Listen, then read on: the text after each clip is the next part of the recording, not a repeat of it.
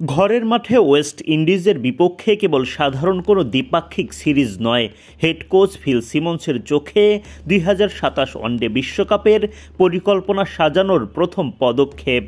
সেরা কম্বিনেশন খুঁজে পেতে মরিয়া এই ক্যারিবিয়ান কোচ। অধিনায়ক মেহেদী হাসান মিরাজের নেতৃত্বে খুশি, তাগিদ দিলেন ব্যাটাররা রান করলেই ফল আসতে শুরু করবে। আফগানিস্তান সিরিজে রশিদ খান রীতিমতো ধসিয়ে দেন tiger batting line up.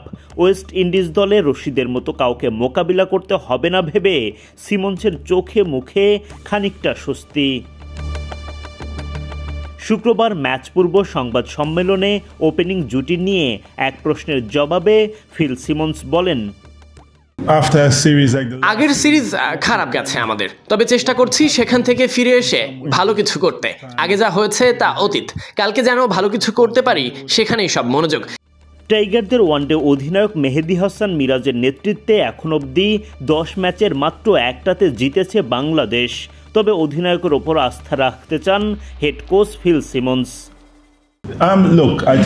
Miraj captain ভালো, তবে কেবল 200 রান দেখে তার অধিনায়কত্ব বিবেচনা করলে চলবে না।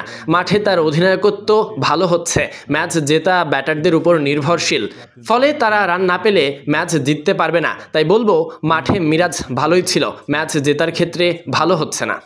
এছাড়া কোচ হিসেবে নিজেকে মূল্যায়ন করা নিয়ে সিমন্স জানান, আমি এখনো কিছু ব্যাপারে অভ্যস্ত হতে চেষ্টা করছি। এর সাথে আমি দলকে কোন নির্দেশনায় চালাতে চাই, অধিনায়ক কিভাবে চলতে চাই, চেষ্টা করছি দল যেন সেদিকেই আগায়। ফলে এখানে শিখতে হবে, সাথে আন্তর্জাতিক ক্রিকেট বুঝতে হবে, পরিস্থিতি বুঝতে হবে। চেষ্টা করছি সবাইকে সেগুলো বোঝাতে, শেখাতে। Learning, it's about teaching and getting them to understand international cricket and how we assess situations in international cricket. So that's what I'm trying to make sure everybody understands in the team. Afghan তারকা রশিদ খান প্রসঙ্গে Simmons বলেন, হ্যাঁ, রাশিদের না থাকাটা কিছুটা স্বস্তির, তবে তাদের দলেও শীর্ষ কিছু স্পিনার আছে, তাদেরকেও সামলাতে হবে আমাদের। আগে শ্রীলঙ্কার সাথে সিরিজ খেলেছে, আমরা হাসারাঙ্গাকে মোকাবেলা করেছি, তাদের এশিয়া কাপেও হারিয়েছি। কেবল সবশেষ সিরিজটাতেই রাশিদের বিপক্ষে আমরা খারাপ খেলেছি। I would say that series we were bad against.